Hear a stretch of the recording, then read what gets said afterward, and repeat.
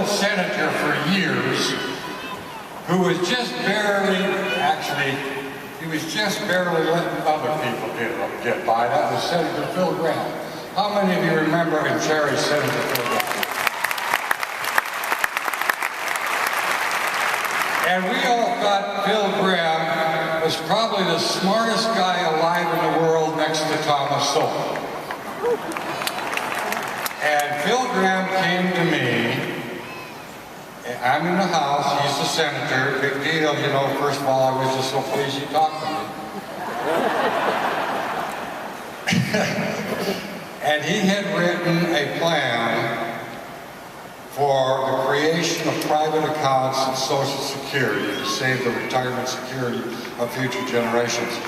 And we all believe automatically because of our past experience. If the plan is Phil Graham's plan, it's going to be the best plan. Nobody can top that. And Phil asked me if I would be his House sponsor of the plan, and I was much complimented. And in fact, received some pretty, what should I say, uncharitable attitudes from some of my colleagues who also would love to have been. Can you imagine the House? Well, at that time, we had a freshman member of the House, quiet fella, worked hard, we knew that, bright fella, and he'd been working on a plan.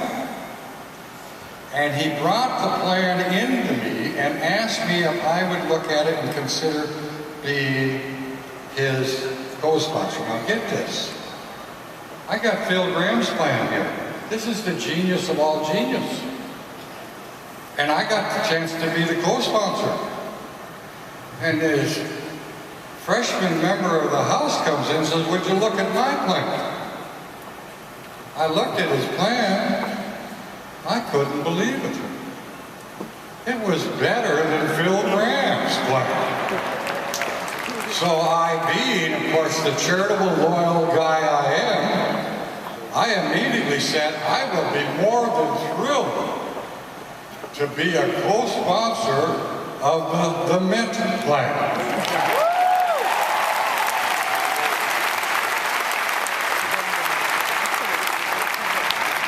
And that was my first realization. We got a real hero here. We got a guy we can count on.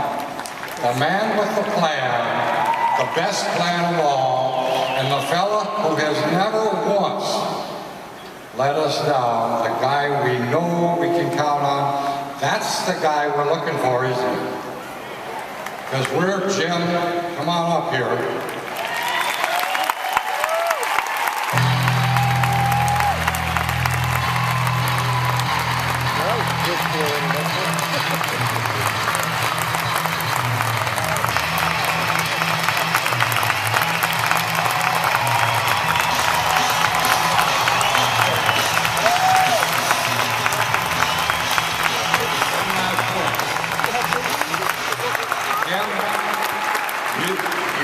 Grandchildren earlier. Yes, I did. You know what it means to me. So I'm going to turn over the mic and I'm going to remind you again, when I say I trust you, it's with their future that I trust you. And I hope you all will do the same. Count on it. Thank you. Thank you, Dick. Can you imagine what it was like for a freshman House member to have the DeMint Army Social Security plan? It was big news for me. Dick was one of the few heroes I've had in Washington because he meant what he said and he's continued to stand for the right things for so long. So, Dick, it's successful.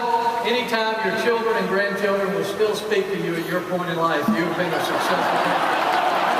I've got 4 grandchildren and I'm just hoping for the same. But I heard that there were a few people in Texas that wanted to take back their government. And I thought I would just come down here today and we would charge Washington together. So that's what we're here to do. But actually, I don't want to talk about Washington. You've heard a lot about Washington, the trouble we're in, and President I really want to talk about you and what it means that you're here and what you've already done to change our country, what you've done to give a lot of us hope that we can turn the corner in this election. You know, for way too long, Americans were so frustrated with our political system. Both parties were spending and borrowing and adding to our debt, and growing the government. None of us felt like we had any control of what was happening. The parties picked the candidates. The parties had all the money. And we had little choice about what happened. And we just saw our government continue to grow. People were frustrated. But something happened in 2008 when President Obama was elected and the Democrats took majorities in the House and the Senate. After a few months of bailouts, government takeover of health care, government takeover of our banking system, our mortgage system, everywhere we looked, the debt was exploding.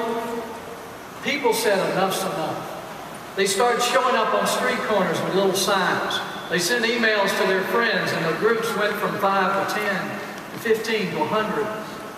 Something started happening all over the country. Democrats and Republicans ignored them.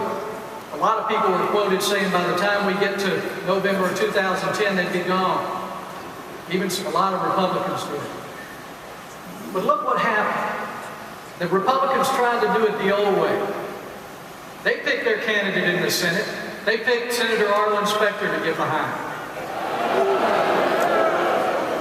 But the people of Pennsylvania and the people of America picked Pat Toomey, and he's now a senator because of you. And you know what happened in Florida? The Republican establishment picked Charlie Crist to be the senator and to put all their money behind him. But the people of Florida and the people of America and a lot of people in this room picked Marco Rubio, and he's a senator.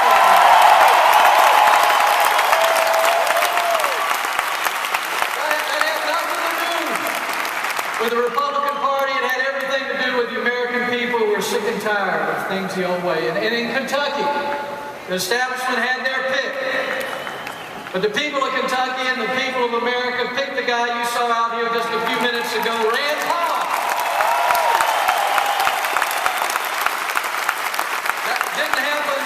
That didn't happen by accident.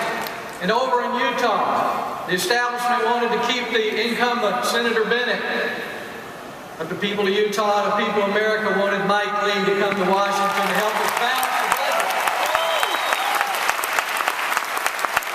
We saw in Wisconsin, Ron Johnson, a business guy running, he was ignored by the party because he didn't have a chance to win.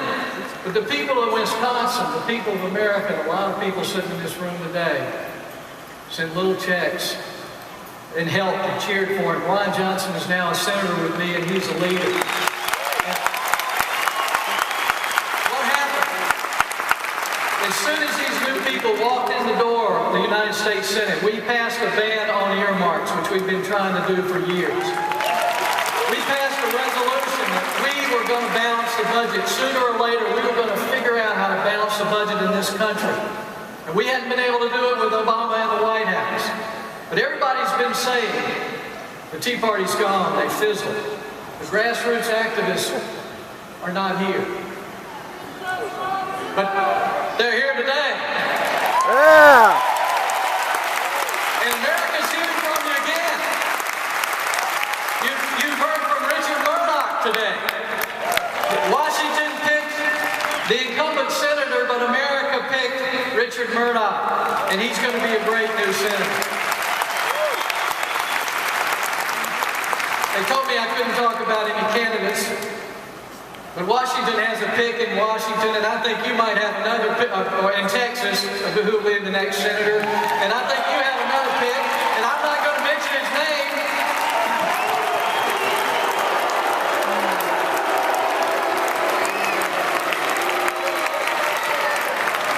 My point is this.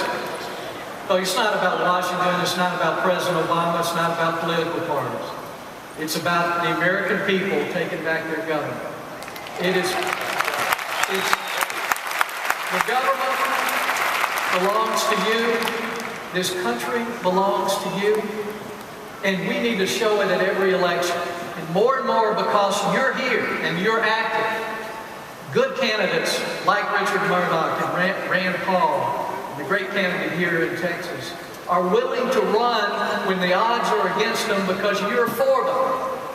And you're going to see, I think on Tuesday, that the Tea Party's still alive, that Americans are still involved, and we're going to change this country. Let me just, you know, I'm here, I flew over today, not to talk to you, but to recharge my batteries, because we work in an environment in Washington that's a lot different than you would want it to be. But when we come outside of Washington, all across America, everywhere I go, people say, Jim, thanks for fighting. We're praying for you. What can I do?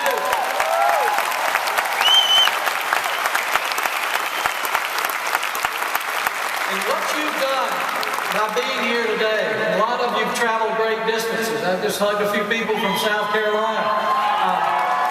But what you've done is every politician in the country is looking in and they're shaking in their boots if they're not conservative because they know you're still here.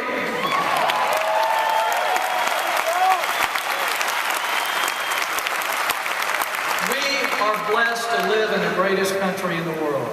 We complain a lot about where we are, the problems we have, but America, there's nothing like it. Everybody in the world would like to have the chance that we've got just to live here and to raise our children and grandchildren. This country is worth fighting for, it's worth living for, it's worth dying for, and it's certainly worth voting for. So thank you for offering the kind of hope that I need, giving us the energy, the hope that we can go out, we can make hard decisions, and even if they don't like it in Washington, when we come home or we go anywhere in America, you're out there hugging us saying, we're praying for you, what can I do? And what you can do is what you're doing right here today. Be sure to vote Tuesday, take someone with you. Thank you so much.